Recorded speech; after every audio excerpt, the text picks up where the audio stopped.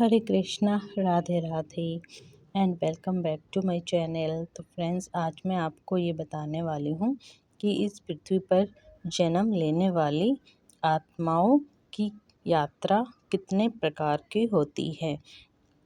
तो फ्रेंड्स, भगवान के द्वारा प्रत्येक आत्मा को एक यात्रा दी जाती है जिसे उसे पूरा करना ही होता है और फिर नेक्स्ट बर्थ में उसे जाना होता है।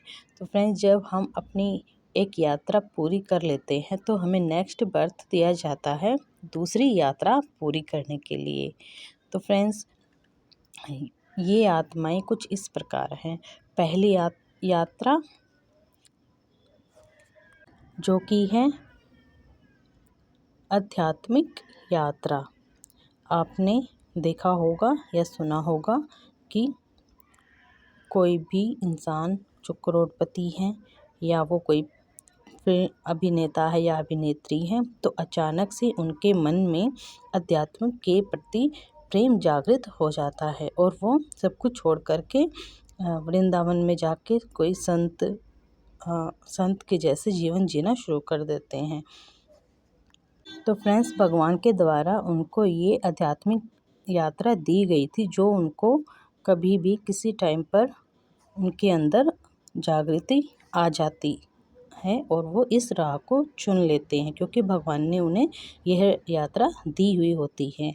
और फ्रेंड्स, दूसरी यात्रा है आध्यात्मिक प्रेम की यात्रा, जिसे कहते हैं जुड़वा लोक यात्रा, जो कि बहुत ही प्यारी यात्रा है।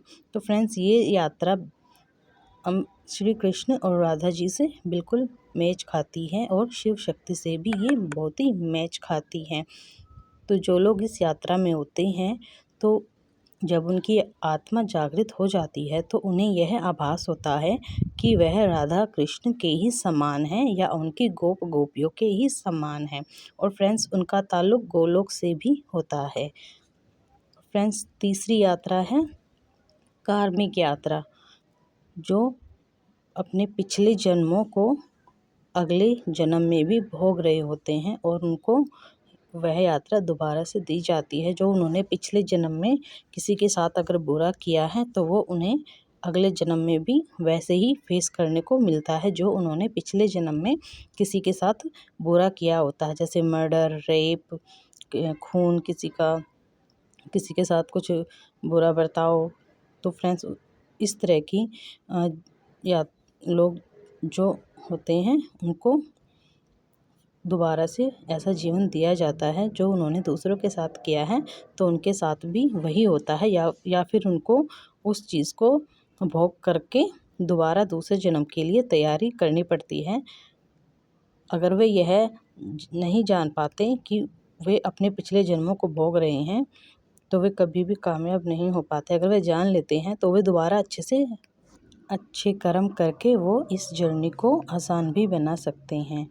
तो फ्रेंड्स, अगर उनके मन में ये जागृति आ जाती है तो ये आसान हो जाता है उनके लिए समझना कि वो अच्छे कर्म करें और इस जर्नी को अच्छे से पूरा करें और नेक्स्ट बर्थ उनको अच्छी एक यात्रा मिले जो उन्हें दुखदायक नहीं। उन्हें यह बात अच्छे से समझ में आ जाती है कि वो अच्छे कर्म करेंगे तो अगला जन्म अच्छा ही मिलेगा। अगर वो यह नहीं जान पाते हैं, फिर भी बुरे कर्म करते ही रहते हैं, करते जाते हैं, तो उन्हें फिर से एक बुरा ही जीवन जीने को मिलता है।